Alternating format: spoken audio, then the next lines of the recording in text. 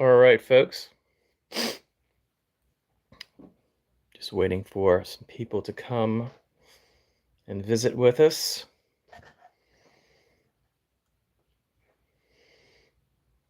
I sent a notice out this morning, so I hope that at least some people saw it and were wanting to chat, to visit, to discuss, to review all those cool things.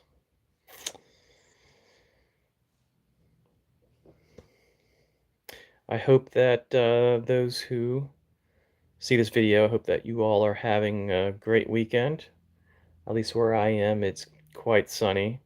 It hasn't been raining, which is good because it seems to rain too much at times in southern Louisiana. Oh, we got one person. Welcome, friend.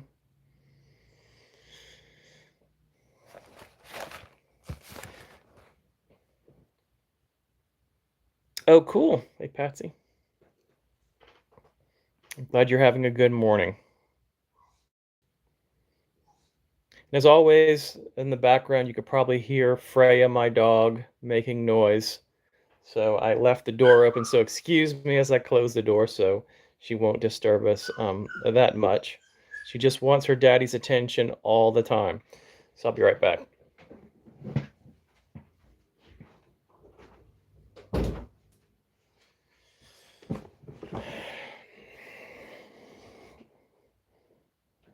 Hey, King, how are you? Yes, she just got her dinner. So she is 2 years old now. She's a Keeson. Got her from Tennessee, and this is her dinner time. So she likes to get one of those. I don't know if you're familiar with Kongs, the Kong brand, and kind of put her food in the Kong. It What happens is that you take the kind of the dog food, the dry dog food, you kind of soak it in water, it absorbs it, then you put it in the Kong, put it in the freezer, and like overnight, and then it's like a frozen dinner, and she loves it. She takes it, and she will spend like an hour getting it out of the Kong because she can't necessarily get it out. It's a little bitty holes on each end, so it's good for their brain. But so that's what I do for all of you who are dog lovers. Animals have played kind of a pivotal role in the occult for quite a long time. Sometimes they can be considered familiars. Many times they can detect spirits that may be kind of intruding on your space.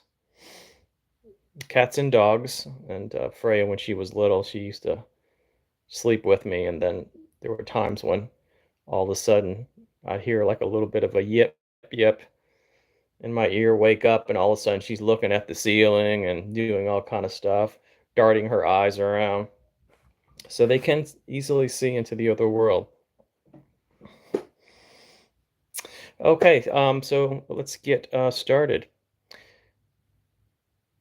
Just as a reminder, uh, I just released a new attunement in the attunement store. This one's on St. Peter. St. Peter is good for, even if you're not Catholic or necessarily Christian, St. Peter is good for road opening, uncrossing, connecting with the divine. So I felt it necessary that if I have spirits in my attunement store like St. Expedite, St. Francis, then I should put St. Peter. In fact, St. Peter was one of the videos I did recently, which I'm going to go over in a minute. So y'all are doing okay, having a good weekend?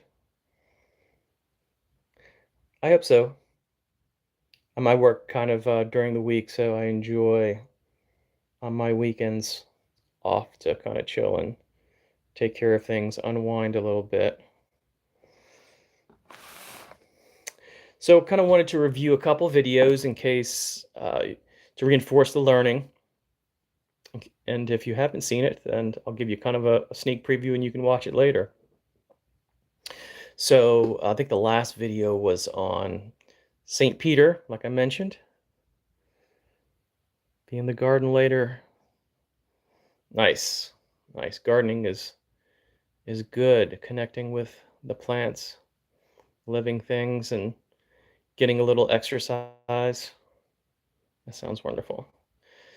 Yeah, growing your own food, all that is very cool. Grounding, yes. You're dealing with the ground too.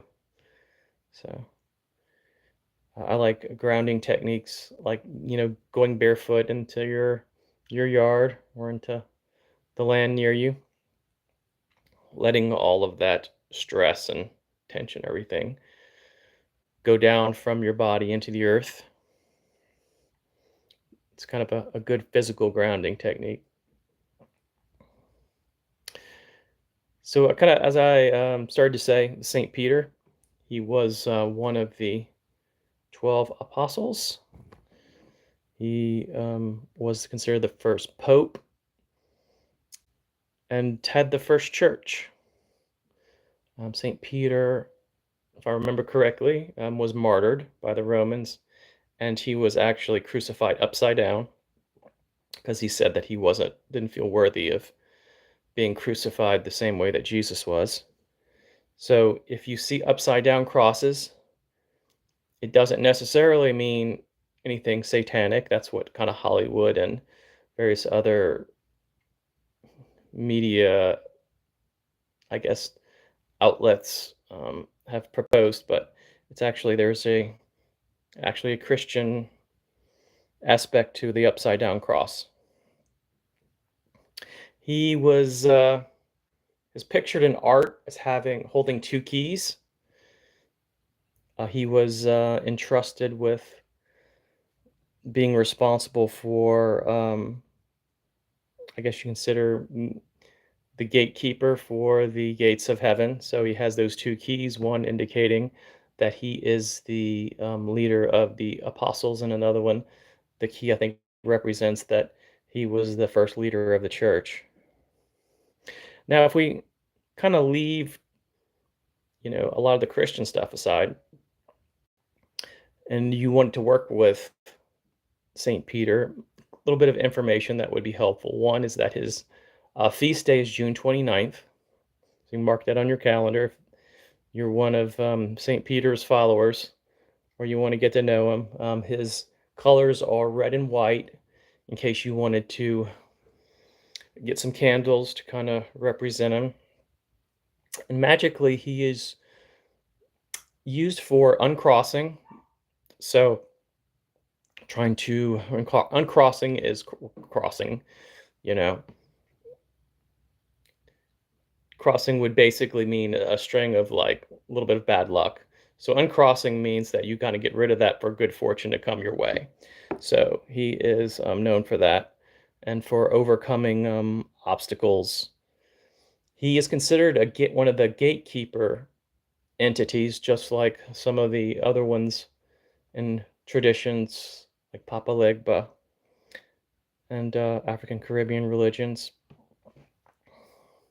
So he has the ability to connect you with other benevolent entities if that is your intention. So you can certainly petition him for that. Also, well, I mentioned that already. Yeah, he is kind of the gatekeeper. Some people have said that they've come across St. Peter on the crossroads, just like some of those other spirits that I mentioned. So you can certainly work with St. Peter through candles. I'm sure there is a St. Peter oil. The Catholic tradition has it kind of all worked out. Go and attend his feast day if you like. But he is good for a lot of different things. Opening roads, that's one of the things that he is especially known for. When there is things in your way or things that are trying to intrude upon you, it's like opening that road so you can move past, so you can get through. Which brings me to the video that was before the St. Peter. which is the road opening video. I talked a little bit more about that. So, what is road opening? Road opening is real popular in, you know, especially Southern African folk magic hoodoo, as we call it around here. Road openings for opening opportunities, especially opening opportunities that can come along for to align with your values and kind of achieve your success, the things that you want, your goals. It's especially good for if you ever feel like you're trying to achieve those goals and you feel constrained or restrained by some type of external forces. There's something around that's keeping you from reaching what you want to achieve. Traditional colors are orange. Now, the secondary colors, usually for road opening, would be something related to what you're trying to open the road, which goal. So, let's say that you wanted financial prosperity. So, usually the traditional colors would be orange and something like green. And you see a lot of them in those 7-day candles, the ones enclosed with glass. Also, in that video, I talked about blockbuster magic and blockbuster candles. Get that in 7-day candles, where you are the blockbuster is you're just like it sounds, you're just knocking through an obstacle. You're just like through sheer force, dissolving whatever's in your path to your success. And then finally, the video talks a little bit about wayfinding, which is when you have trouble making decisions on a specific aspect and you need guidance and wisdom to kind of find your way. Usually with road opening, you know where you're trying to get to and you just need a little help. Same thing with Blockbuster, but with wayfinding, you really are not sure what you want and where you're going. So it helps with the other aspect to that.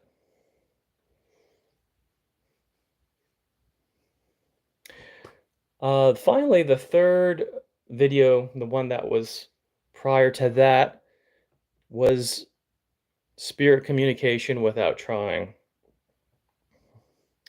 And I talked a little bit about how a little bit of effort and a little bit of the will is very good when for motivation, when you are trying to work and trying to learn spirit communication. And yet, I guess the bottom line is that too much trying can actually get in your way, because here you are perhaps in a meditative state, you're trying to be open and receptive and get the spirit communication that you need. And yet there might be a part of you who is like, oh, I've got to do this. And, what was that? Did I get something? Maybe if I meditate for 50 minutes rather than 20 minutes, it's this, what we call the ego. And I don't mean ego in the narcissistic sort of sense. I mean, the ego is in the part of us that is human, that is trying to make something happen just through force or will. We are only one half of this equation when it comes to spirit communication. We can't just try to snatch the information from the ether, from the spirit world. We have to be open and almost like set aside that little bit of the ego in order for the information to be processed and take it from there. Now, what's interesting is that this wasn't always a term, but I think that over time, because we deal with computers, people started talking this way, started talking about downloads and things like that, rather than spirit communication as being sort of like a transfer of information and maybe closer to like a conversation. So when I hear of downloads, I hear of those experiences when you might be walking down the street and all of a sudden it's like, woof, you received an insight or a collection of insights, and it has a maybe even like a very positive spiritual attachment or feeling to it, and you just like, okay, I felt like I got the download, you know. So I think that's where that comes from. But the bottom line is that try too hard with your spirit communication, because it can actually get in the way.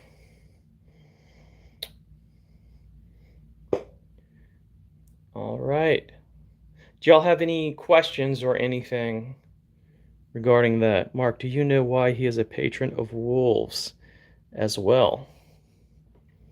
Patron of wolves. That's cool. I didn't know that. I don't know why he's a patron of wolves. Uh, I know he's a patron of locksmiths. I thought that was pretty interesting. I felt like calling up my local locksmith and say, "Hey, if you ever run into any problems with your locks, just call in St. Peter." But I'll have to look into that. Patron of wolves. That's fascinating. Because I'm a wolf person. That's my totem. Hmm. Food for thought. If I find out any additional information, I will put it in a video for you, Patsy. Okay. In any case, folks, thank you all for coming in. Unfortunately, I'm a little short on time today. Otherwise, I would have done this for a little longer, but I appreciate you all watching the videos and participating in this process with me.